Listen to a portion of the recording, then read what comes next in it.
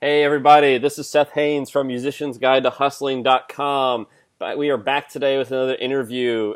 Today we have Jennifer Rosenfeld, who is the co-founder of iCadenza Artists and the co-author of Awakening Your Business Brain. Jennifer, thanks so much for coming on today. Before we get going into the interview, can you just give everybody an introduction of yourself, iCadenza? I know your partner in crime is not here with us today on the interview. So can you just give us a little bit of background about the company, what it is you do, and just a little bit about the book and everything else you guys have going on? Absolutely. Well, thank you so much, Seth, for inviting me to speak with you. I'm a big fan of your work. So I'm the co-founder of iCadenza and Cadenza Artists. My business partner, Julia, is here in spirit. And basically, Julia and I met in middle school. She's a singer by background. I'm a pianist, and we always wanted to do something together in the arts.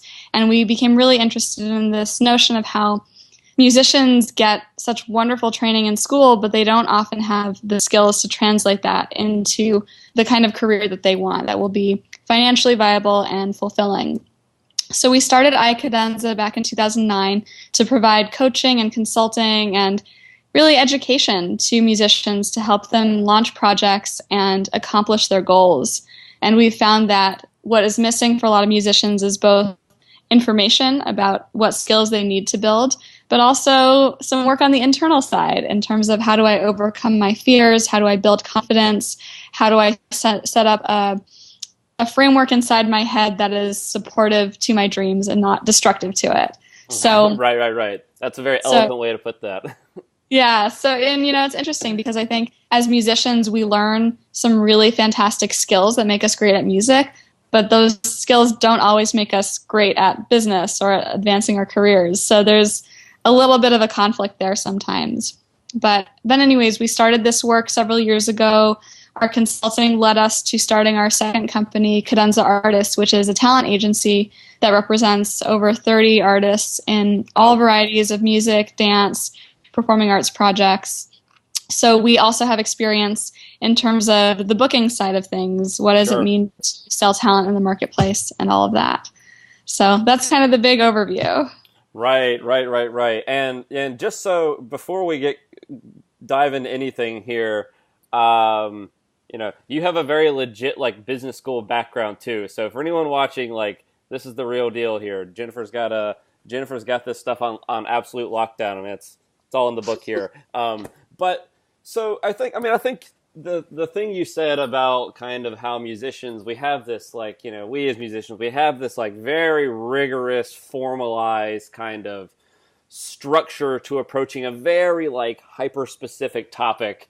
And in my own experience and a lot of people I know, I always think it's interesting how that training, because it's there's that disconnect between it's taking that kind of skill set and approach, but there's a very distinct disconnect, like you mentioned, of connecting that approach to learning something new, in this case business. So this idea of kind of fear is really it's really relevant to myself. I've struggled with this for years. I struggle with it. I still struggle with it. I'm sure you guys still have issues with it as well. Everybody does. So what are some things that you've seen from your clients or your readers, your followers, your customers, whatever it is, that have been really effective in kind of harnessing that kind of almost negative emotion towards picking up these new skills and applying this training elsewhere? So what are some things that you've seen work well for people?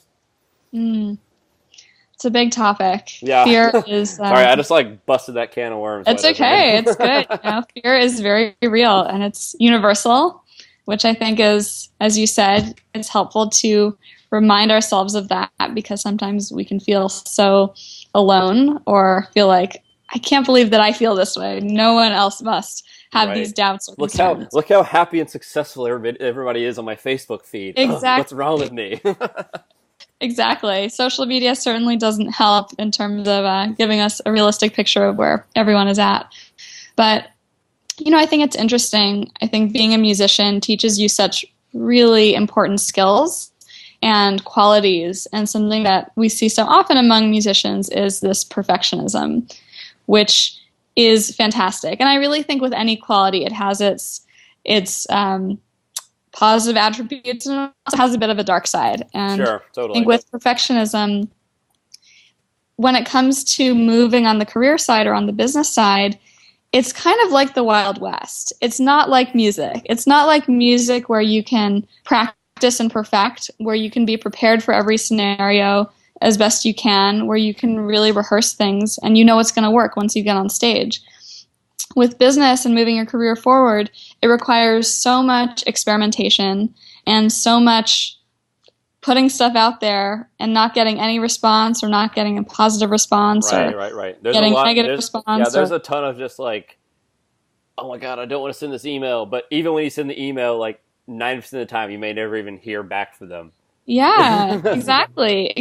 And, it's just interesting because there's no formula that works for any one person in terms of do X, Y, and Z. We believe that there are certain categories of activity that are really, really impactful, and if you do them, something great will happen. But there's no step-by-step formula. You have to experiment. Right. And there's so many elements that you're experimenting on, from your messaging to how you talk about what you do, to what you used to focus on, to who your audience is. There's so many things to experiment with that it's hard to see immediate results, and it's, you don't always get positive feedback all the time. Right.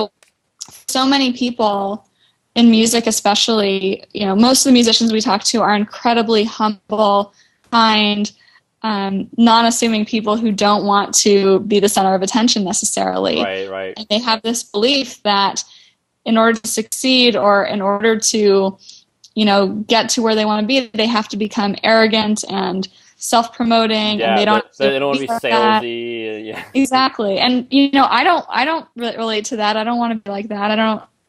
That doesn't click I don't want to me. be salesy either. Yeah.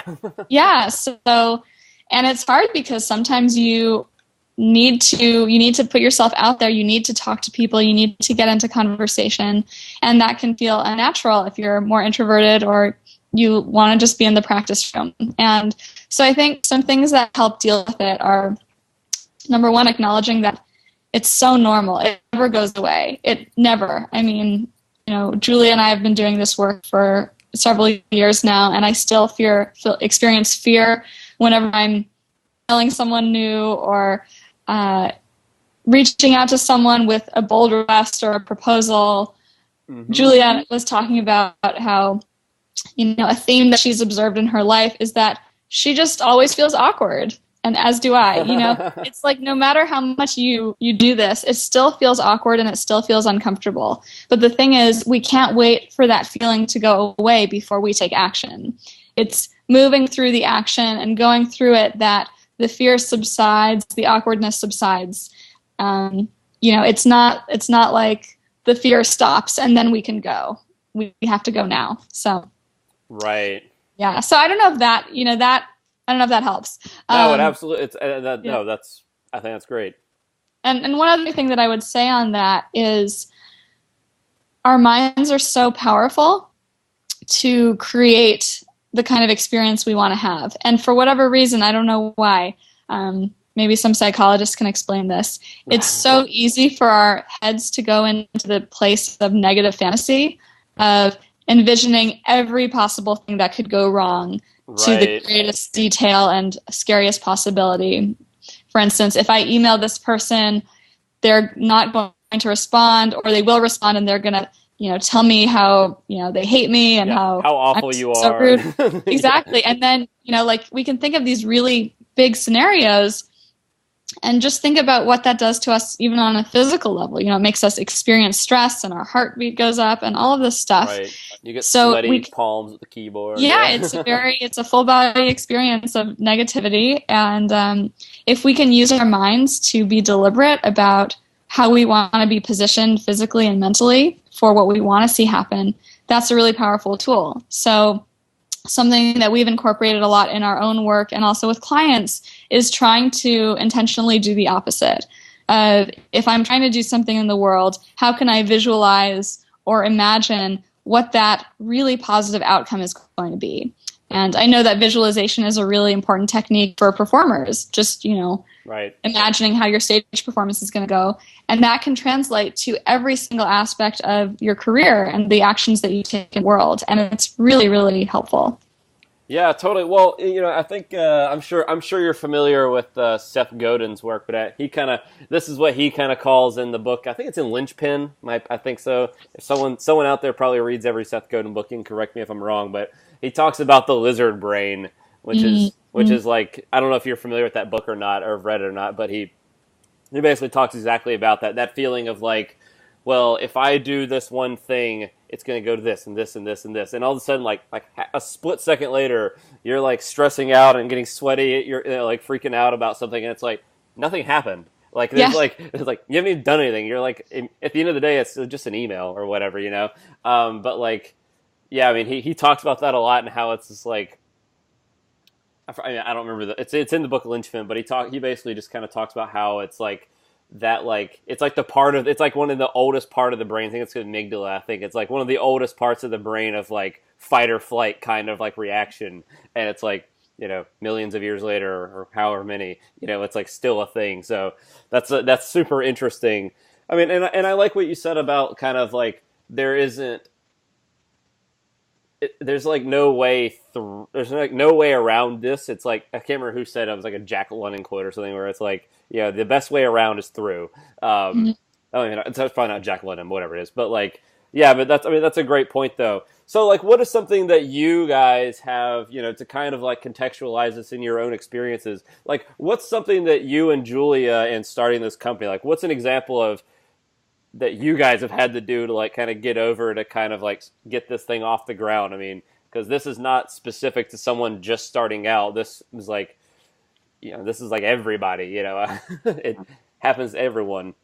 Absolutely. Well, I mean, when we first started our company, we were fresh out of college. We actually had no experience or, much to offer. We'd never worked in the music industry. We hadn't experienced careers as professional performers. I mean, there were a lot of reasons why it shouldn't have worked out if we were being rational with ourselves. And many people told us, you can't make a difference. You don't have any experience. You don't know what you're doing. Who are you to do this? So there was no real reason why it should have gone on, but we were really persistent. And Julia, for one, is someone who's incredibly optimistic, and I'd say I'm a notch below her in optimism, but she's pushed me to be more optimistic. And I think that's it's something I value so much in terms of the messages you surround yourself with. And there are a lot of voices coming at you when you're trying to do something. If you're putting it out there into the world, you have your own voices that may be trying to suppress you from doing it, even though you want to do something. Sure. And we talked to a lot of people who told us, nothing's going to happen with what you're doing, mm-hmm. or, the industry is this way and it can't be changed ever, and there's no room for you. Yeah, which is total BS. So every message that was discouraging, we heard. But the truth is, people love to give advice, but no one can predict the future. No one knows. No one definitively can say that's impossible. And there are so many cases, so many stories of people doing just incredible things against the odds. And we thought, what we were trying to do was not the most against the odds thing in history or anything, but why not? Why not try? And was it possible that our own belief, our own conviction could be right, and maybe some of those critical voices could be wrong? It certainly proved to be possible. It wasn't easy, and it took a lot of work and a lot of persistence, but it's really possible when you have a dream and you want to pursue it to just keep going. And I think one of the most valuable parts of the journey, when we were starting out, we were so lost on so many levels. We were really trying to figure out what we were even doing. Right. And it was just, we didn't know what we were doing. And the one thing we knew we could do was try to meet people and try to learn from them, try to build relationships. And we met so many people who were encouraging and open and willing to share and willing to mentor and advise. Some people who weren't, but so many people who are. You know, there are so many great people who want to help if they can. Yep. And you know, we think about our first clients who took such a big risk on us. And we were terrified when they said that they would work with us, because then we thought, now we have to deliver and we're probably going to fail. We're probably going to do a horrible job. And, but, you know, it's that one client that changes everything. And then you start to learn what actually doing the work is. So it's all an amazing journey. And the other thing that I was thinking about when you were asking about fear is this idea that so many times we live in this world where it's a binary of success or failure. And where we have this belief of, okay, my mission is to aim for success and avoid failure at all costs. And that's what I need to do. But the truth is, failure or mistakes or whatever they are, they're unavoidable and they're part of the process. And not only that, they're so valuable for learning. And it took time for this to happen. I think especially as I get older, it becomes more true that this journey is all about learning. It's not really about anything else than that. And every experience that happens, positive or challenging, it adds to the learning and to the experience and the growth. And we wouldn't be where we are without our failures and disasters and mistakes. So. For sure. Well, you know, and one thing I'd just kind of piggyback on that idea you were talking about, like everybody said, "Oh, that won't work. That won't do that." You know, I think every musician is like already like expecting to hear that from people, just because, you know, it's like we live in this like world of like such like pessimism about like what's possible. Like I have a music degree. Like, what can I do with this? Like, I can't, you know, get a job. I can't do that, this, that, the other thing.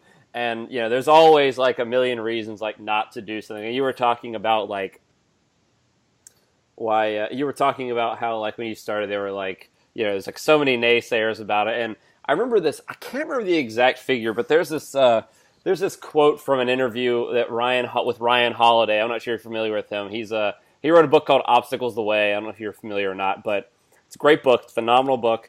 But in one of the interviews, when he was talking about the book, the whole book is basically talking about this idea of like, you know, the only way to kind of get around these obstacles is to go through it. It's like based on Stoicism, Marcus Aurelius quotes and everything. But like one of the things that he talked about was how, like, I think it's like 50% or more of the companies that are in the Fortune 500 right now were all started during recessions. Like over half of the companies that are now generating like, you know, 85% of the profits of all companies were started during like, in the midst of a recession. Like, it's like so wild how that works, but like, you know, it's just, I think it's like a really interesting kind of like statistic to kind of reframe how you look at these like barriers to like, you know, not even success, but just like getting started, like taking that first step. So yeah, I think that's really great. I mean, and one of the kind of like overriding themes, I feel like of kind of what you're talking about, and there's like hints of it throughout the book, is, well, actually you guys call it the standard competency. So like, you know, like when you're first starting out like a company or a business or whatever, like there are a million things that like, I mean, I'm sure I experience this every day still. I just pretend like I know what I'm doing and keep going. And like, there are a million things to kind of learn. And you guys have this great concept in the book of standard competency. Can you talk a little bit about what that actually is and how it applies to musicians that are trying to, you know, diversify what they're doing, get started, whether they're freelancing, teaching, they want to start their own group, a company, whatever it is? Yeah, absolutely. I think it's a really interesting issue, especially for musicians, sort of tying back to this idea of perfectionism. And for musicians who, you know, if you're pursuing a career as a professional musician, you've studied music for over a decade, maybe longer. Yeah. You're so good at it. You've worked so hard at it to become expert at it. And when we talk to musicians about, you know, the skills that are required to move things forward professionally, it can feel daunting because I think there's a part of their brains where they think, oh, well, I know what it means to be good at something, and I know how long it takes. I know how hard it is. I don't have time to become that good at video editing or that good at marketing, or I have to be that good at any of those things in order to do them to accomplish my goal. So they have this sort of framework of what competency is and what excellence is. And I don't at all want to be, a voice against excellence. I think it's hugely important. No. But operating in the business and career landscape, it's just different. It's not about perfection. It's about experimentation, and it's about building the learning muscle, which if you're a musician, you have it, because that's what you've been doing in your life, is learning how to learn quickly, efficiently, how to build up new skills, new repertoire. So it's really applying that muscle to these different skill areas, just to the point where you can take action on them. Because the thing that really makes a difference in someone's career is taking action, doing work that is real in the world, whether that's sending an email or getting together with someone for coffee or organizing a concert or launching your website and not, futzing with it and tweaking it, Right. Everybody loves to talk about the website. Everybody loves it. It's important, get it out there, but then do things. Right. And so it's one small piece of the puzzle. Exactly. So it's really about how can you become competent enough to do what you need to do and then move on to the next thing. And there's an argument for why you should become an expert at video editing, but really make sure that there's a career purpose behind it, because I think musicians are often afraid of the actual putting themselves out there, taking action, taking steps in the world that are risky, and they can find shelter in learning a new discipline and sort of trick themselves into thinking, well, I really need to focus on learning every aspect of HTML so I can build my website. That's false. Yeah, you will blow your brains out if you try to perfect HTML to build a website. Yeah. Yeah, so what are some, so you talked about video editing and websiting. So what are some of the things that you hear most often that people are getting hung up on that just don't really matter as much as they think they do? So what are some, we talked about website, talked about making video. So what are some of the other things? Because there are definitely people out there watching right now that are thinking to themselves, yeah, but for me, it is really important, So what are some of these other things that while we're talking about things that are important, but only, this much of the bigger picture. So what are some of those other things? I mean, I think to speak to that in the most general sense, there's this idea of, I know I need to do X, but I can't do X until I'm ready, and I'm not ready, so I can't do it yet. So for instance, that could be, I know I need to reach out to this person that I met a few years ago who could be a really important mentor or connector, but I don't feel entirely ready in my artistry, or, this recording that I made, it's not quite right, so I can't get into that conversation because I'm not fully developed yet.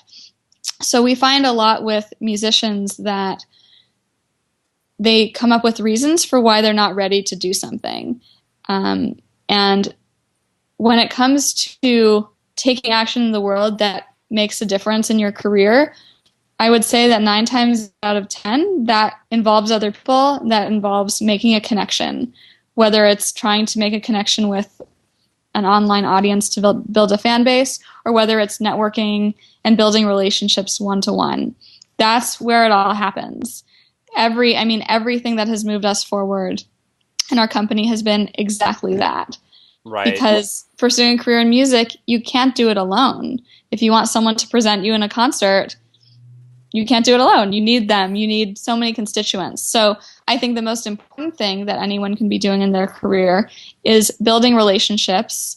And, we have a whole way that we think about relationship building and networking, which has a lot of negative connotations. But we see so many people who make excuses for why they can't do that, for why they're not ready. And the truth is, we're never really ready. But there can always be a moment to build a positive relationship from the starting point of now, even if you're not fully ready.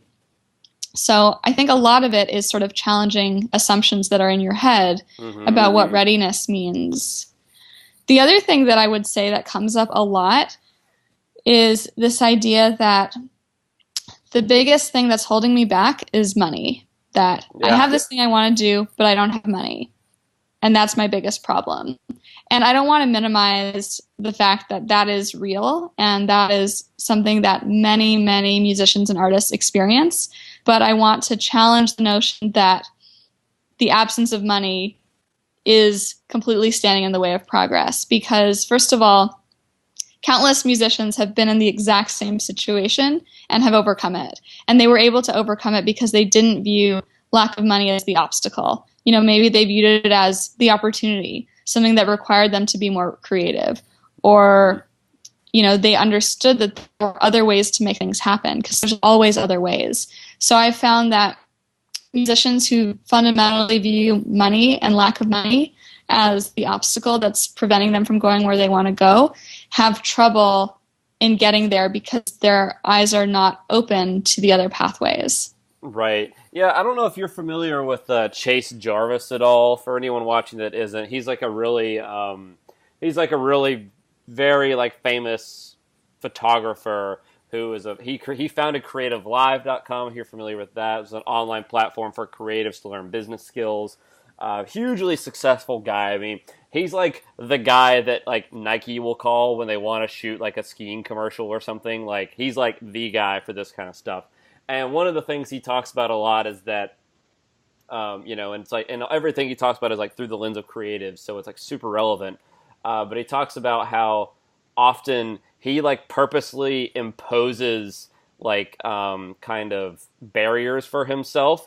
So for example, he'll be like, all right, I'm going to shoot this video, but I'm only going to use my iPhone. Like, I'm not going to use any like sound recording thing. So like, how can I still make a cool video only using what I have? So he actually purposefully kind of creates like, not barriers, but he basically creates like he removes options for himself, because the second you start like worrying about everything you could possibly be doing, like, yeah, it's so easy to kind of fall into this trap of like, oh yeah, but I don't have the money to do that. And it's like, well, yeah, but you don't have to have the money. Like, figure out a way like you can do it without spending money. I mean, for anybody that ever says that, I mean, the one thing that I'll always say back to that is that, like, so my site, musiciansguidetohustling.com, the only thing that I have spent any money on the entire site, I'm not exaggerating, is I paid for the template. I got a template. I made no changes to it whatsoever. I design websites for people. That's like part of my living, and I've never done it on my own blog. And it's literally just a raw template. I pay for a good host every month, which is like $25 a month, and I pay for like the email service just because I got really lucky and have enough subscribers that I had to start paying for it. But like, you know, and I've been able to kind of build up this site, and it's probably cost me less than $200 since I launched it. $200. It's amazing. $200, like, that's it. And you know, there are other things there. I mean, I have other things that I do that have, of course, kind of helped me get along that far where I could kind of, you know, wheel and deal with what I had. But like, you know, I think that's spot on about like that money shouldn't be a barrier. I think that's really great. I don't know if you're actually, you know, I just mentioned Nike. I was just reading, Phil Knight just released a new book, the founder of Nike, and it's called Shoe Dog. And one of the stories that he tells in the book is basically like a memoir of starting Nike, which was like incredibly tumultuous. Like the first like 20 years Nike existed, they were like always, or maybe not 20 years, like the first like 15 years, they were like always on the brink of bankruptcy. Like always. This like billion-dollar brand was always like teetering. Like there was always something going on. And one of the really interesting, like one of my favorite stories that he told from the book was the very first time that, because the company started as a distributor for a company called Tigers, which are still around today. And But the very first time they introduced the Nike brand, they were at this like big like sports apparel distribution conference, and they got the shoes. The first ever batch of Nikes that were ever created were sent directly to the place. They got them that last minute, and when they opened the boxes, the craftsmanship on the shoes was like total garbage. Like it was ruined. Like they were so bad. But he was like, we sold them anyway. We were already there. We had we already paid for the booth. We were at the convention. The boxes were literally on the display. They hadn't even opened them, and when they opened them, they were like, the craftsmanship was terrible. They had never used that factory before, and so the first time that this like one of the most like iconic brands in history ever saw the light of day, it was like crappy, like horribly produced product, and that's like one of the most recognizable little like checks on the planet. Like that's like the most recognizable logo out there. Oh, So that's an amazing story. yeah, it's so It's an amazing story. the book is so good. It's called Shoe Dog. It's like really great. I'm not being paid to talk about it, I promise. So, like, it's such a good book, but like the book is filled with examples of this like exact kind of thing. Well, I think it's a really important point because there is this belief that you can only make one first impression, so make it good. And, you know, not that you should try to meet someone when you're at your worst and not going to make, going to come off negatively. But I think the world is a lot more forgiving than we might realize. And it's okay to have a bit of a messy first impression. If you do it with honesty and integrity, Totally. there can be another impression after that. Yeah, and I think that's a great point. It's like, I mean, I always think about it as like people are like, oh, you only get a one chance to make a first impression. But yeah, but there are a lot of first impressions to be made. Like there are a lot of people out there. If you meet some person and you totally crash and burn and fall on your face, like who cares? Move on. There are 50 other people out there that are just that you could go up, shake their hand, and like introduce yourself to. I mean, that's like something that I struggled with for a long time. Was kind of that idea of like, well, I'm not ready to say hello yet, so I'm gonna wait. And it's like, eventually, I just kind of had this like, I just kind of got really like shameless about it. Like, you know what? I've got nothing to lose. At this point, I'm a young musician. I have zero connections. Nobody knows who I am. I have nothing going for me. There's really nothing to lose here. Like, I mean, I think a lot of people, I don't want to say they're delusional about how like important other people perceive them to be, but like I think it's really easy to think like, oh my gosh, if I say the wrong thing to this person now, I can never talk to them again or something. It's like people aren't paying as much attention to you as you think they are.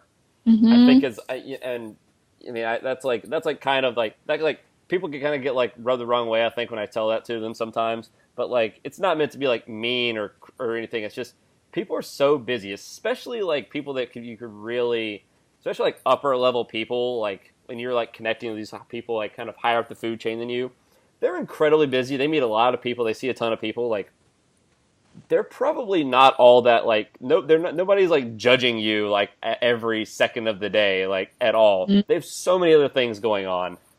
It's so true. It's so true.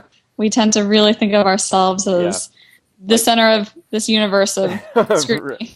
Right. We are all just individual folks. So one of the other big kind of topics, just because I could probably sit there and talk about that stuff to you for hours, but one of the other big topics that I'd love to kind of hear you talk about is that you cover in the book is like how to negotiate. I think one of the assumptions you talk about in the book is that like, I mean, it kind of plays into a lot of things, but it's like, my art speaks for itself. I don't need, like, they should come to me, yada, yada, yada, or I need a manager to do this for me. Like, so, like, what are some things that you would recommend people do to kind of get started negotiating? Because, I mean, I can tell you from my personal experience, I used to be so mortified every time someone would ask, oh, great, how much do you charge? And it was like, oh, God.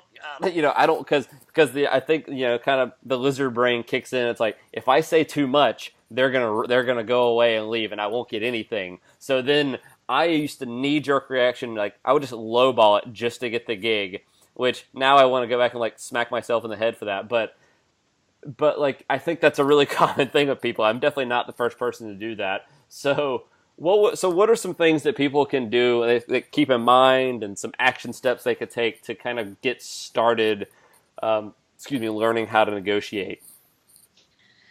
It's a big area. Well, I think the most important thing to keep in mind is to sort of see these relationships and negotiations as not purely transactional, which is a weird thing to say because it is transactional because you're talking about money for service and all of that. But it's really so much bigger than that. It's about, it's about you and me. It's about this personal dynamic. And if you can strive to build really warm, positive personal dynamics with people, whether it's someone who wants to hire you for a gig or a potential collaborator, or you're reaching out to a venue and trying to get them to present you. If it's not working and happening on the interpersonal level, sorry, hold on. Someone's calling me. Okay. So popular. I don't know why it rings on my computer. But if it's not happening on the interpersonal level, if we're not having a human-to-human connection, it's like the doors are closed and there's a wall. And that's when things get really uncomfortable. And that's when it feels like the door will close if you say the wrong thing. Right. Or that they're going to walk away from you because they're rejecting you and the offer that you made. So first and foremost, I think it's important to, we use this word negotiation, but it's important to think of it more as human-to-human connection and relationship building. So making sure that you understand someone's needs and show care and concern for what they're trying to do establishes you as the kind of person they want to spend time with and talk to. Right. It establishes you as someone who cares about their needs, and it raises the value of what you provide. Right. Because, if they think of you as, okay, you're a pianist who's going to play background music at the wedding, right. That's not worth a lot. But if you express a lot of interest and help them understand the role that music plays in creating this really important experience and all of that, you're increasing the value add of not only your service, but of your personal contribution that they might not be able to find someone else. So that only happens if you're willing to sort of step out of the transactional level and go a level deeper into human relationships. So then to speak more to the actual money aspect, there are a few things to keep in mind. One is it's important to know beforehand what your rates are and to actually do some math with that. Figuring out right. What an idea.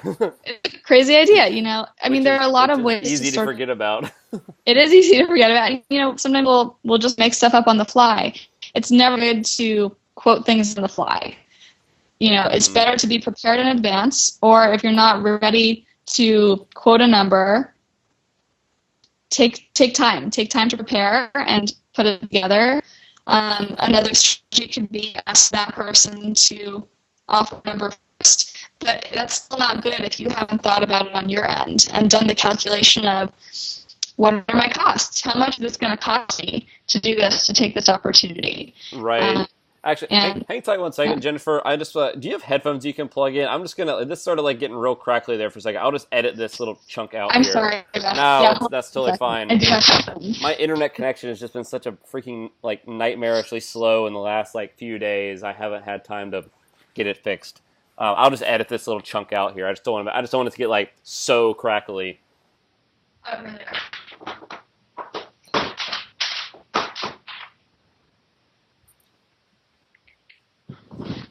Sorry, we decided the pillow was less crackly. Okay.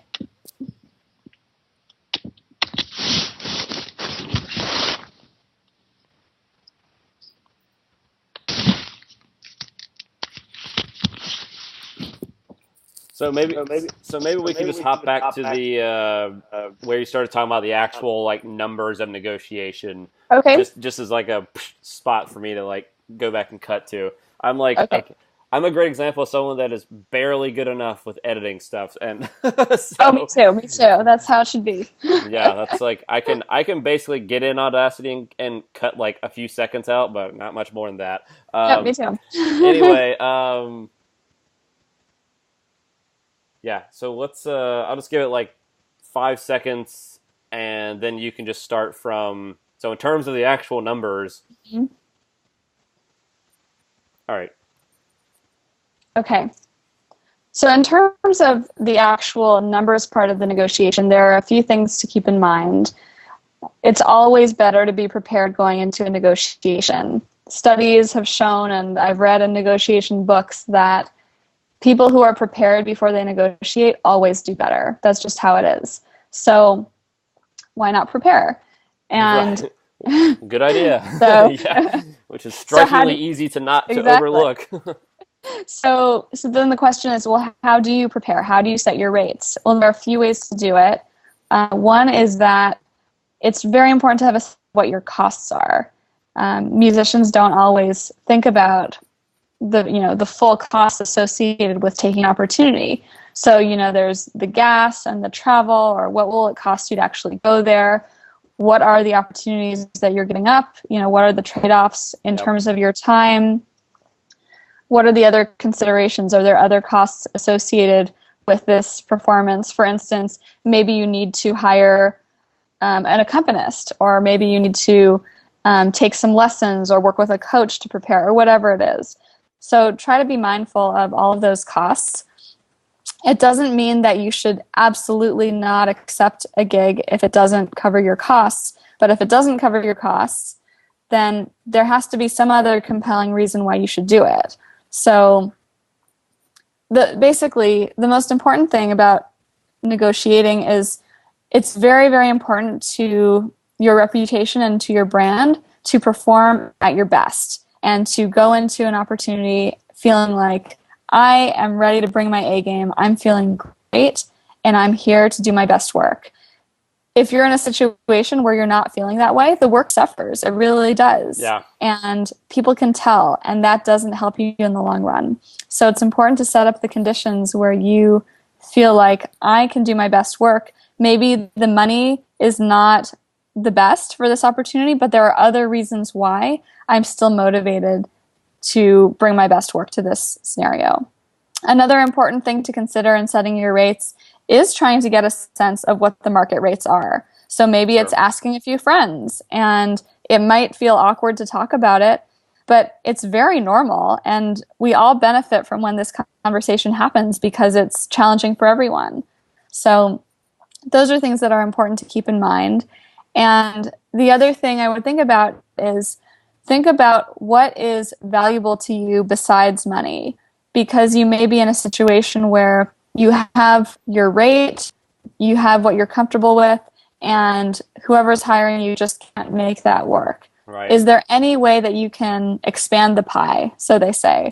Whether Yeah. that's, saying, well, if I did an educational outreach or a donor event, is there some way that we could maybe increase the budget for Yeah. another event that would be valuable to you?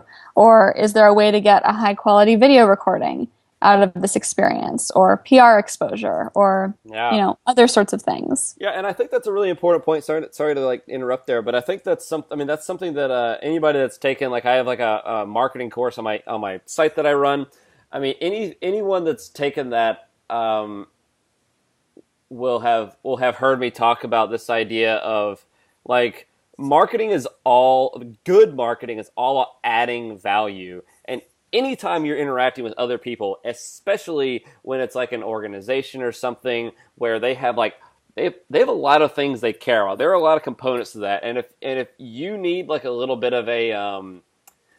of competitive edge with like from other people they're considering, if you can go to them and say, hey, like, listen, I know that you guys have like donor events and things going on, and I know this is a lot of money, but like, if it would make it, easier for you guys, I would, and be something valuable to your various constituents that are involved in this, I would love to come and play for like a pre-concert show with some donors, go to the dinner, shake some hands, if there's like a school you guys partner with that I can go, do like a master class with, or lessons, or like a full assembly kind of thing, I would be happy to do that. I want to make sure this is valuable for you as possible. Like, if musicians that go in with that kind of perspective will stand out like crazy, because nobody does that.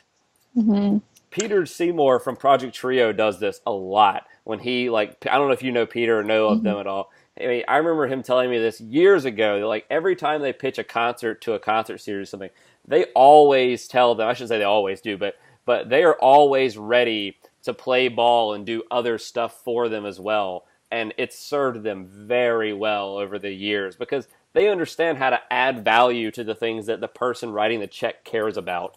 I think that's a Mm-hmm. huge point. Sorry, that was like a 3-minute interruption, and the dog is going to come say hello. Great.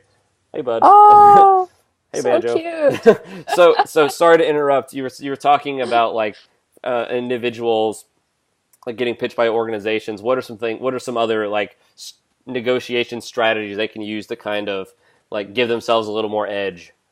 Yeah, no, I mean, I thank you for what you said. I think that's so important. And I think it shows, I mean, the offer in itself to add value is important, but it also shows that you're an artist who cares, who is Right. trying to understand the other person's needs and their situation, which is, you can only negotiate effectively if you're willing to go there. If you're willing to really understand, what does this person actually want to achieve? What are their challenges? What are their big concerns? It's hard to have negotiating options if you don't know what the landscape is. Right. So a big part of negotiating that people always realize is that it requires exploration and getting to know the other person and really trying to understand what's going on. And not only does that give you stuff to work with, it also ingratiates you as someone who cares. And you should care if you're looking to work with, someone who's hiring you for an event, or with a presenter, to the extent that they feel that you understand their situation and that you want to help and contribute as a partner. That is so rare. And that, as you said, goes against how many people view musicians Right. and their role. So I think that's really the way forward, is to be a collaborative partner. And obviously, if you can establish yourself as a valuable partner who wants to add to what they're trying to do, that's worth something. It's worth fair compensation. And even if they can't pay you what you want or what you deserve, I guarantee that the quality of the conversation and the respect that's there is going to be so much higher Absolutely. than if you just say, my fee is X, take it or leave it. Right. Yeah, that's kind of that kind of like the kind of like hardball angle that people kind of go from, like, well, this is what I charge, this is what I'm worth. You know how many practices I went to at my conservatory and training? Like, I'm worth this much. It's like there are very few like kind of customers like in the world of like, especially when you're doing like event kind of work where it's like a corporate event, a wedding, playing the background music at a cocktail hour for a donor party for like an organization or something. Like, the things that they care, like, they have a very specific, there's almost always a very specific reason that they're hiring the musician, and it's almost never what the musician thinks it is. Like, if they're just looking at it from the position of like, well, they're hiring me to come in and play background music. It's like, well, yeah, but like, they're hiring you to come in and play background music to add to the atmosphere so that they can schmooze with the donors, or, whatever it is. Like, there's almost always like, yeah, they're hiring musicians because they want music, but like, why do they want the music? Like, that's the thing to dig into, I think. Mm-hmm. And sometimes it's surprising what is the motivator for someone, or what is really driving them, because we've had so many negotiations where what the other person really wanted hadn't occurred to us as something that they wanted, and it's really easy for us to just give that, and they feel like they won, but we don't feel like we lost. Right. And you just never know what someone's true needs are, and it's really positive to build a relationship where you can find that. And that's what typically leads to repeat business as well, Yeah. because feeling understood is rare That's what and it's everybody valuable. wants. That's what Mm-hmm. everybody wants. Mm-hmm. Everybody wants to feel heard, understood, engaged with. Absolutely. So, Jennifer, we're close to the end of our time here. That was super great. I think that was that was such good stuff out negotiation. But so we're getting close to the end of our time here. Where can people learn more about you and Julia and the work that you guys are doing? What are some resources you have, and where can people, find more about what you guys have going on? Totally. Well, thank you for asking. You can find us on the web at, I, oops, ooh, hold on, I, my ear fell out. oh boy, Um, you I've can heard of find us I've heard of the web. That sounds good. the web, huh? iCadenza.com is our website. We have lots of blogs and interviews, and we have a podcast. We have a lot of content there, all really focused on how to pursue a fulfilling career as a musician. Sure. So we hope you'll check that out. We also have a webinar coming up on October 6th. The topic is how to be your own agent, with an emphasis on booking performances in the U.S. Performing Arts Center market, which we think is really fantastic for musicians. Right. So we'd love to have you join us for that. So what And kind of yeah. group is that, or like what kind of musician is that like geared towards specifically? So you talked about the Performing Arts Center market. I think that's what Mhm. you said. So like Yes. what are some examples of people that's relevant for? I mean, it's relevant to pretty much everybody, but like Yeah. what are some examples of like actionable things that people will that'll be covered that like someone that's watching this sitting in like their apartment in Brooklyn, like just trying to get like a gig or whatever Hmm. they have a Yeah. quintet they have, like what are some examples of things that'll be like covered in that, just so people can kind of contextualize that. Sure. Well, so what's really fantastic about the Performing Arts Center market is that these are venues that present an incredible diversity Sure. of art. And um, that means that there's a lot of competition, but it also means that you can make a compelling case for almost anything that you want to do. It's Yeah. not easy, and it takes a lot of preparation and packaging and having the right project. But what we're going to cover in the course is exactly how do you take what you have, whether it's yourself as a soloist or someone who has a concept for a project, or if you're an ensemble, how do you package that and present it in a way that's going to be relevant to performing arts centers? How do you identify and research and target the best venues that would be an appropriate fit? And how do you start that pitching process? Right. It's basically the work that we do as an agency with our artists, Yeah. but we believe that, and we've worked with and trained many artists who do it for themselves. So we're going to do what do they say, the soup to nuts experience of Yeah. how do you do that? How do you launch a project for touring in this market, which is one of the largest performing arts or performance opportunity spaces in the U.S. Absolutely. So. Yeah, and it's one of those things. I think I think that's definitely the kind of gigs where people are like, it's like, oh, if I could only, I wish I could do that. But it's like somebody's doing it. Like there's a way to Mhm. do it. There are groups, like I know people that run groups that literally all they do is go around and play on concert series all over the country, Mhm. and like they kill it. They do really well. And it's not necessarily like the easy work to do, but if like you understand where kind of the keyholes are and how to position yourself appropriately so that they care. Again, we're talking about what do they care about. Mm. I think that's incredibly valuable. So I'll make sure to link to your site, your blog, everything, and also we'll make sure to include a link to the webinar for folks that want to check that out. Thank you. Awesome. Great, Jennifer. This was super duper insightful, very helpful stuff. I hope people will check it out. Again, if you people, I will also link to the book. But the book is "Awakening Your Business Brain" by Jennifer and Julia at iCadenza. Jennifer, thanks so much for coming on today. This is really great to have you here. Thanks so much, Seth. I really appreciate your taking the time.